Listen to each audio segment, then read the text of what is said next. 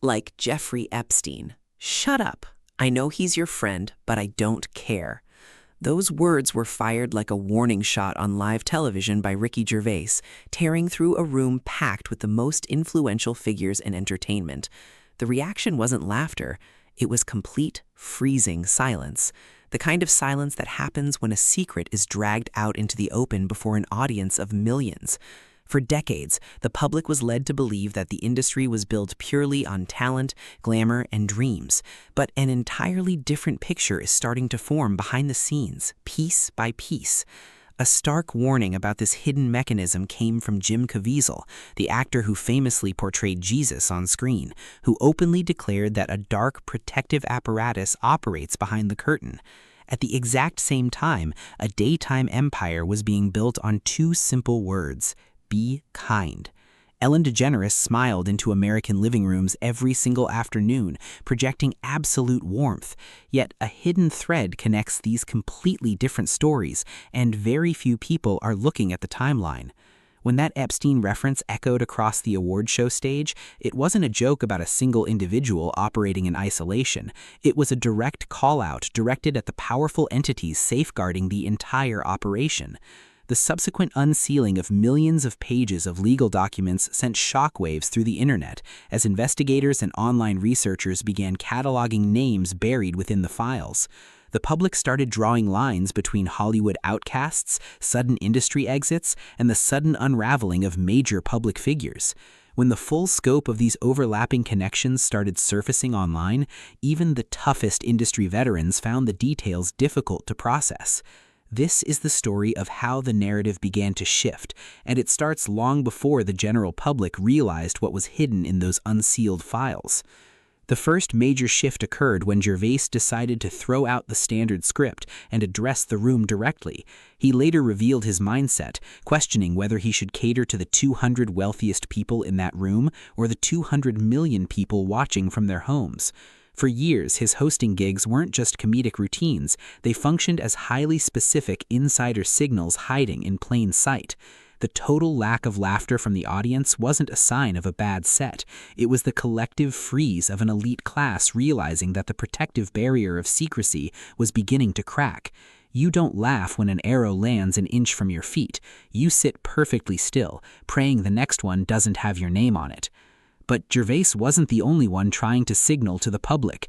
Another prominent figure was actively raising alarms, and he had far more to lose. Jim Caviezel wasn't just a casual commentator. He was an established actor who starred in a massive global blockbuster that brought him immense respect and a guaranteed future in major studio films. Everything changed when he chose to star in a project focusing on a former federal agent dedicated to rescuing children from international trafficking networks. The film aimed to shine a bright light on an industry that thrives entirely in total darkness. The blowback was immediate and absolute.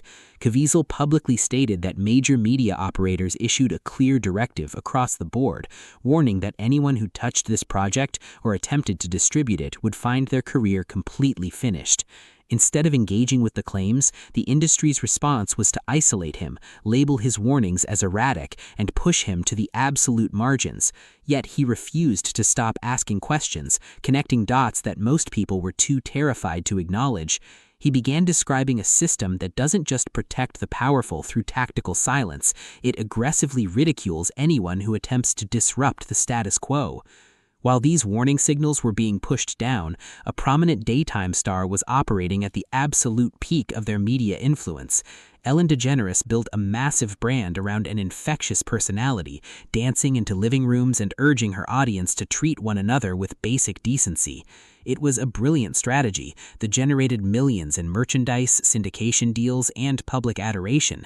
But the illusion shattered completely when dozens of former employees stepped forward to describe the reality behind the scenes of the supposedly kindest show on television. High-level producers and staff members began using words like hypocrite and liar to describe the atmosphere behind the camera. The corporate parent company was forced to launch a comprehensive internal investigation, resulting in the termination of multiple top executive producers amid serious workplace allegations. When the host finally sat down to address the controversy on camera, the response felt hollow to many viewers. It was an apology that seemed to dance around the actual issues without addressing the root cause, leaving former staff members and the public completely unconvinced. The show's historic 19-year run came to a sudden, quiet end. The timeline grew increasingly intense shortly after the final episode aired. Within mere 4 months of the show concluding, 2 individuals deeply embedded within that specific television circle lost their lives under highly scrutinized circumstances. First came the sudden passing of an actress heavily linked to the host's past, followed shortly by the tragic loss of the show's beloved resident DJ and executive producer. Both cases were officially closed by authorities, but the rapid succession of these events left the public searching for answers. Online sleuths began dissecting every piece of available footage, analyzing final moments, high-speed car footage, and unexpected discoveries left behind in private residences. The sheer shock of losing the core faces of a major media brand back-to-back created an absolute firestorm online. The public couldn't shake the feeling that a massive shift was happening beneath the surface, and the timing felt too precise to ignore. The public discourse reached a boiling point when a massive trove of official Department of Justice documents related to major trafficking investigations was unsealed. Internet researchers immediately began cross-referencing the names of public figures, tracking high-profile social circles, and analyzing legal filings. Attention shifted heavily towards the host's documented public associations with various high-profile figures who have since been sentenced to federal prison. The public began reviewing old footage of collaborative projects, joint interviews, and high society events featuring figures who have since been sentenced to federal prison. But the speculation grew even more intense when heavily discussed online transcripts, alleged to be decoded journals from victims within these major networks, began circulating across alternative media platforms. These documents described a highly organized, industrial-scale operation that treated human lives as mere commodities. The descriptions circulating online detailed an environment of absolute control, where victims were subjected to forced procedures and international transport across specific, high-end locations. Most chillingly, the text pointed towards a highly influential woman who allegedly held administrative authority over the operation, someone capable of dictating schedules, managing logistics, and enforcing silence.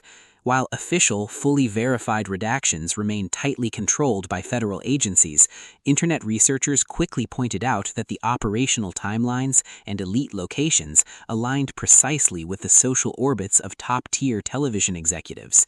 The public started asking how an operation of that magnitude could exist without the tacit compliance of individuals holding immense media influence. They began viewing the sudden end of major television programs not as a standard retirement, but as a strategic retreat before an impending legal storm. The irony was deeply devastating to those who had been watching from the outside, while outcasts lost their entire careers for attempting to expose these exact networks. Figures at the absolute peak of visibility were allegedly navigating the same social circles completely unbothered. The prevailing theory among independent analysts is that the system protects individuals in direct proportion to their public reach. A massive platform acts as a shield because a public collapse of that scale would threaten to take down the entire infrastructure supporting it. Gervais had dropped hints about this exact dynamic for years from the award show stage, and when the unsealed documents began dropping, the pieces of the puzzle started fitting together. The timeline itself tells a highly specific story. Major arrests occurred, high-profile empires crumbled, and television programs vanished overnight, culminating in prominent figures completely exiting the country. Reports confirmed that the former daytime host had permanently relocated across the Atlantic to a highly secure multi-million-dollar estate in the English countryside. To the public watching from a distance, this sudden international move looked less like a peaceful retirement and more like an elite exit strategy executed just as the legal heat became completely unmanageable. A significant portion of the global investigative files remains heavily restricted and sealed from public view. The individuals whose names sit in those hidden databases are fully aware of what is contained in the remaining documents. Across elite circles, high-profile figures are quietly selling off prime real estate, shifting corporate assets, altering their travel patterns, and retaining top-tier legal defense teams while they wait for the next major development. Federal prosecutors are known for building cases with absolute methodical precision when dealing with individuals who possess limitless resources and immense cultural influence. They don't rush the process. They secure every piece of corroborating evidence, lock down every financial trail, and ensure the paperwork is entirely airtight before making a move. The gradual, strategic release of these unsealed documents suggests a highly calculated legal progression that is slowly moving up the ladder of influence. The foundational pieces are completely set, the timelines are locked in, and the public is left watching the calendar run down, waiting to see exactly which major name leads the very next chapter.